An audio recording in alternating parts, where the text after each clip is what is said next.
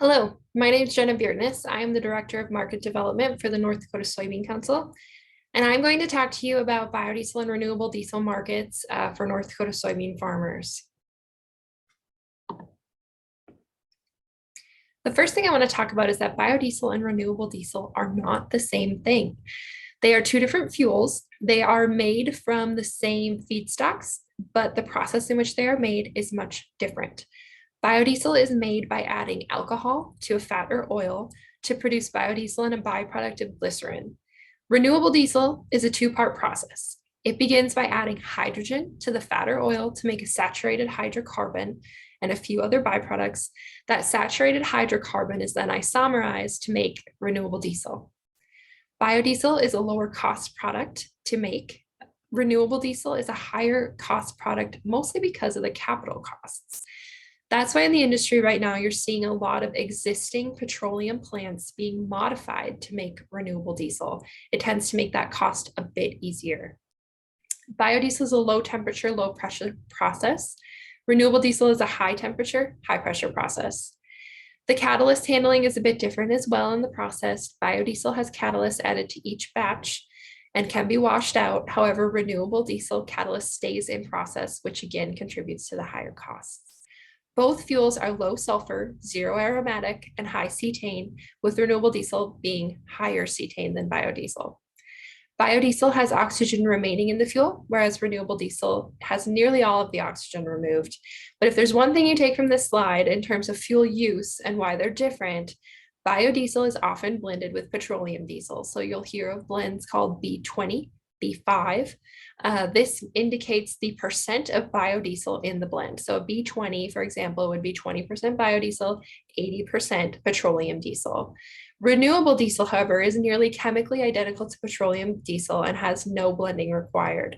It can also be handled in all existing petroleum diesel infrastructure, which makes it a very desirable product to have. So for states like California, they're willing to pay more for renewable diesel, which is why they're essentially taking in pretty much all of the renewable diesel that's made in the United States to meet the requirements of their low carbon fuel standard. So just to give you another visual comparing these and adding this new animal to the mix of sustainable aviation fuel, you'll see on the left here that renewable diesel and biodiesel are made from the same feedstocks, as we said, vegetable oils, animal fats, recycled restaurant grease. Renewable diesel, however, is chemically the same as petroleum diesel and can be used in all of the existing infrastructure with no blending. Biodiesel does require a blending. It can be used anywhere in between 2 and 20% of the blend. There are some that use more than 20% in the blend, but B20 tends to be the most standard blend. Sustainable aviation fuel, however, can only be blended up to 50%. That needs to be blended with regular jet fuel. You'll also notice about sustainable aviation fuel that it can be made from many things. So this is kind of a race right now between feedstocks to get to this market. The sustainable aviation fuel market is booming. You can hardly read an ag headline right now without seeing sustainable aviation fuel in it. And a lot of that is policy driven. Some of it's consumer driven. You see a lot of airlines already without the policy requirement coming out and saying that they're going to be using more sustainable fuels in the future. And so feedstocks are really wanting to get in on this market. You may have seen, you'll see there that ethanol is listed as a potential feedstock. ADM came out with an announcement that they were hoping to make sustainable aviation fuel from their ethanol plants in the future. It's really looking like soybeans would still be an ideal product for sustainable aviation fuel, but it can be made in many ways. So just to give some visuals to these feedstock options and how much they are used for the US biomass-based diesel industry, you'll see that focusing on soybeans there, 54% of the biomass-based diesel in the US is made from soybean oil. So that is by far the majority if you look at these data. The next would be distillers corn oil at 14%. Followed by used cooking oil at 13% and animal fat at 12%. So one thing about the California market, they use something called carbon intensity scores, and used cooking oil scores very well. And that is because it's able to be used for 2 uses by the time that it's totally spent. So it's used as a used cooking oil, and then it is used to make biomass-based diesel. And so it really tells that sustainable story well. It's very desirable, but it only can come in so many quantities. We just don't have enough of it to eclipse the need for soybean oil. So though it is ideal, it does not, as I said, eclipse soybean oil as that desirable feedstock. I also want to talk a bit about this 7% attributed to canola oil. And so, biodiesel is not a new market for North Dakota. We do have a biodiesel plant in Velva. That is an ADM plant that is making biodiesel from canola oil. And so North Dakota is actually already a major biodiesel producer, but it just hasn't been from soybeans. And so we have an exciting story to tell with soybeans in the future. But I do want to acknowledge that North Dakota has been in this game through canola. They are a significant player in that 7%. I also want to talk about how we may or may not realize that we in North Dakota are really right in the middle of a lot of these headlines. So you can just read through a few of these here. Governor Burgum called for North Dakota to be carbon neutral by 2030. The Marathon plant in Dickinson came online. That is the second largest renewable diesel plant in the United States in Dickinson, North Dakota. ADM's announcement that they're building a soybean crush facility in Spiritwood, along with the announcement we just saw last week, the plans to build a crush plant near Castleton. We also have a planned sustainable aviation fuels plant near Williston, North Dakota. And then you have, again, that existing ADM plant in Velva, North Dakota. And this is not even touching in terms of sustainability headlines in North Dakota on that potential for carbon capture, which is largely related to that Governor Burgum announcement we saw earlier. I do want to talk a bit about the economic impact in North Dakota based on biodiesel. And I want to put a big disclaimer on this slide that this is kind of nationwide data. So we're going to focus a lot on that figure you see at the top, that biodiesel adds 13% to the cash soybean price. So that's how much it contributes to biodiesel. That is a nationwide statistic. So in states where they're heavy biodiesel producers, it's probably more than that. And in states where there's no biodiesel production, it's probably less. So that's a nationwide average. So if we use that data, because that's what we have right now, for soybeans sold at $12 a bushel, biodiesel would contribute almost $1.60 per bushel to that price. And if we take that and do our bushel math in North Dakota for 2020, based on the cash price in 2020 of $10.20, biodiesel added $1.32 per bushel to that 1020. So this means that almost $45 per acre of soybean value was due to biodiesel, and over 255 million of this North Dakota soybean crop value was due to biodiesel. Again, as we start to really be major players in renewable diesel, biodiesel, if we were able to do state-by-state statistics, I think we'd see these numbers increase. I do want to call out here this statement that's large and red. The value of soybean oil in a bushel is 48% and to exceed 50% soon. I actually think it already has. So we've had this huge shift in soybean crush, and I won't forget it. It was March 2021 where we really started to see it. So in the past, we crushed for soybean meal to be fed to livestock. And what happened to make biodiesel was that soybean farmers got together and said, what are we going to do with all this soybean oil? Because every time you crush a bean, you make meal and you make oil. And so that's where biodiesel was born. It was come from the answer to that question, what are we going to do with all this oil? Now we have farmers coming together, and at every meeting I'm at, the question is, what are we going to do with all this soybean meal? Because now we are crushing for oil, and that is largely driven by this renewable fuels boom.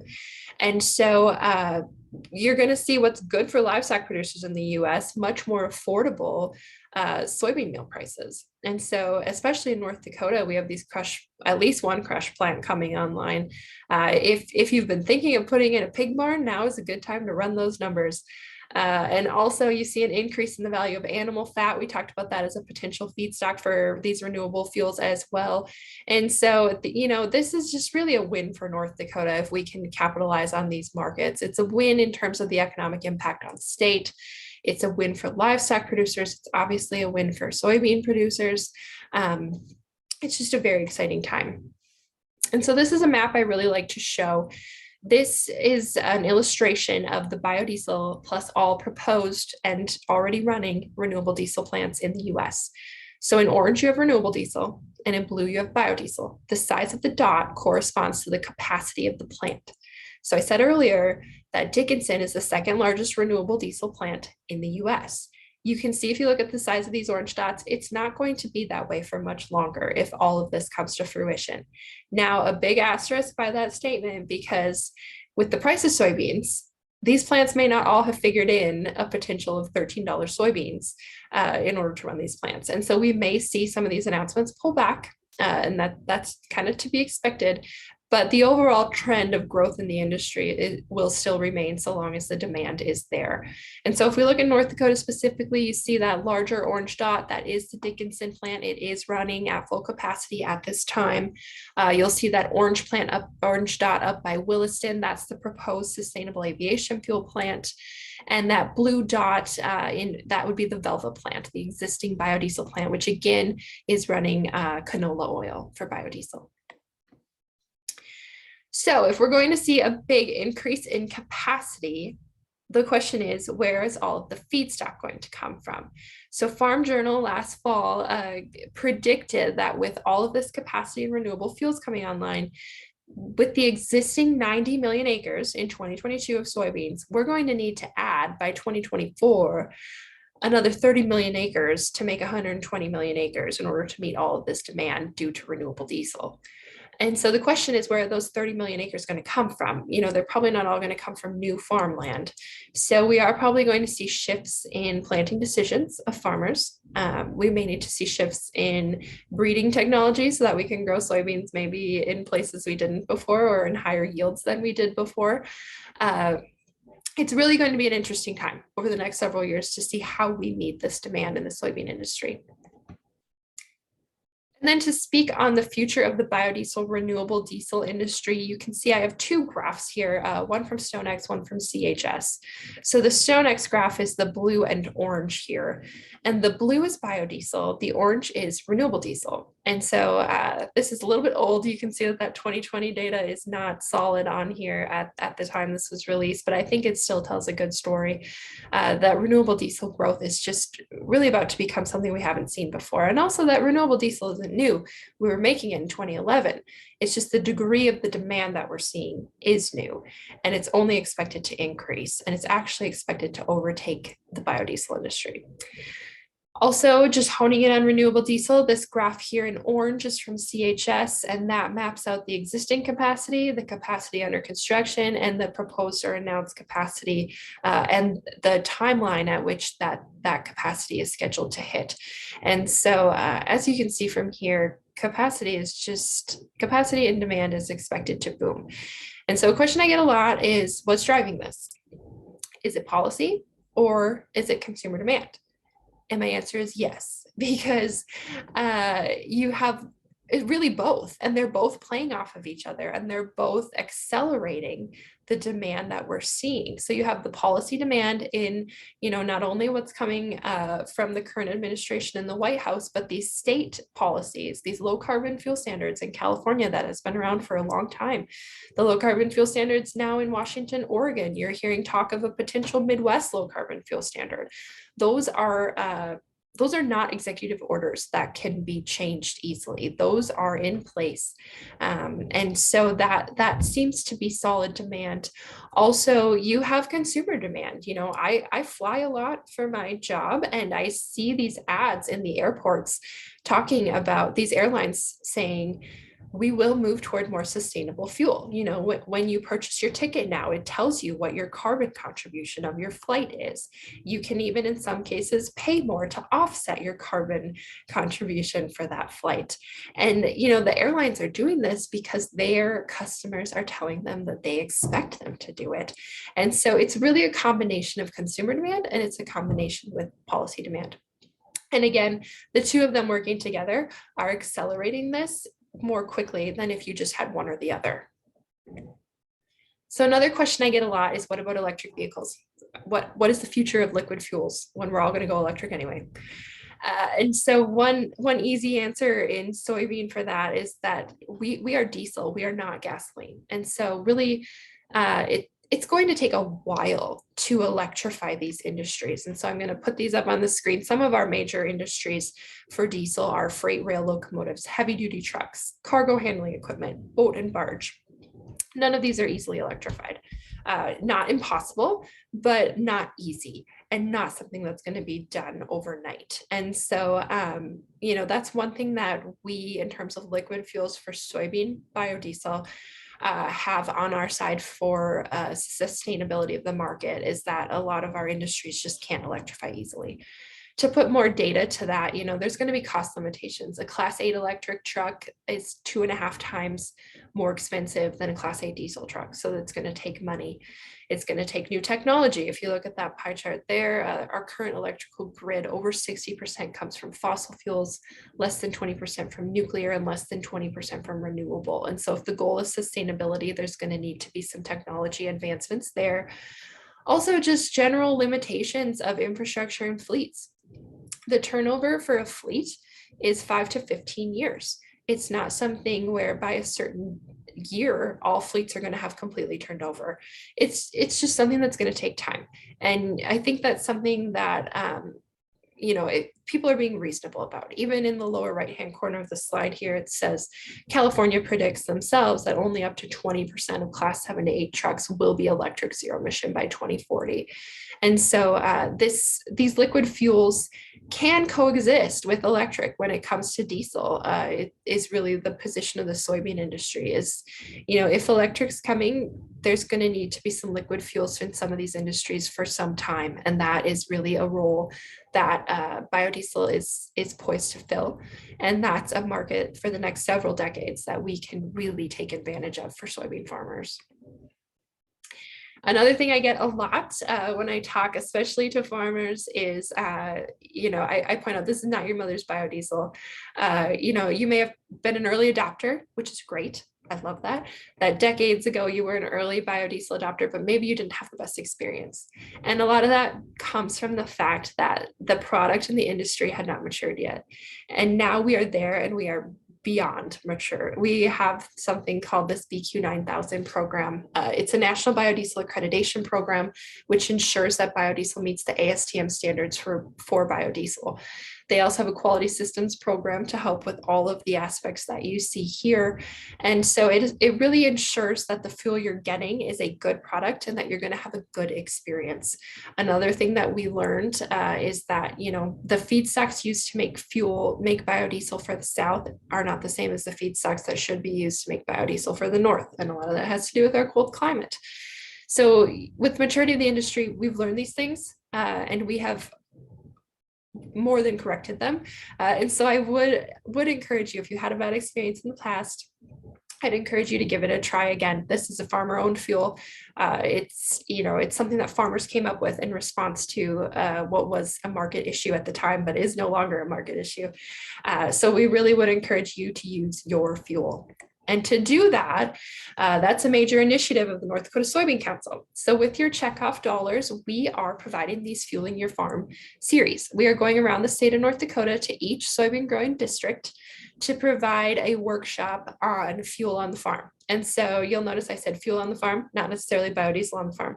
And that is because though they have a biodiesel renewable diesel leaning, because they're directed to soybean farmers, these are also general fuel maintenance. So they're conducted not by me, they're conducted by fuel experts that can talk to you about the technical aspects of handling fuel, storing fuel, which additives are worth buying, which additives are a waste of your money. It's really a worthwhile workshop. It's not long, it's about 90 minutes, as you can see. And, we provide a meal, come and have a meal with us and learn more about the fuel that you use on your farm.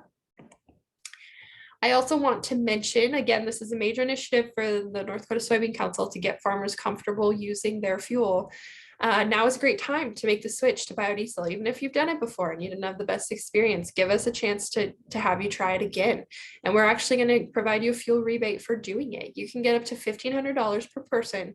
There's a few stipulations you can see there in the eligibility, but it's pretty easy. It's easy to sign up online. You basically just fill out the online form and you submit your receipts saying that you bought biodiesel. You'll get a 10-cent per gallon rebate for B20, 5 cents for B10. And so we'd love for you to take advantage of this. And so just please reach out. Meg Corp are the fuel experts that are helping us run the workshops and the rebate program. So their information is here. Please reach out to them. You can reach out to me. My contact information is at the end of this presentation.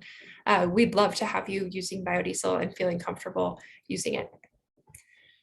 So my takeaways from my presentation today, I hope that you have learned that North Dakota is about to become a major player in the renewable fuels industry. And I do want to point out they have been with the ADM plant in Velva. But in terms of soybeans, we are really about to become a major player. The ADM plant in Spiritwood, North Dakota is currently under construction.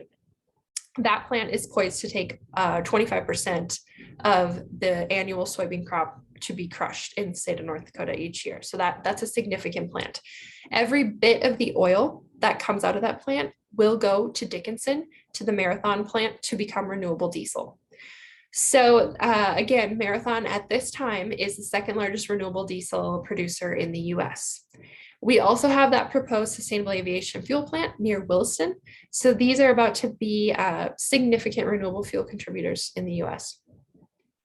Another takeaway for today, biodiesel helps support North Dakota soybean farmers and rural communities and businesses. We ran through the economic impact numbers. Again, I think that as we see these projects that I just mentioned come to fruition, those economic impact numbers will significantly increase for North Dakota. Also, the future of the biodiesel renewable diesel industry is forecasted to boom. And, you saw the graphs, we talked through the reasons for that.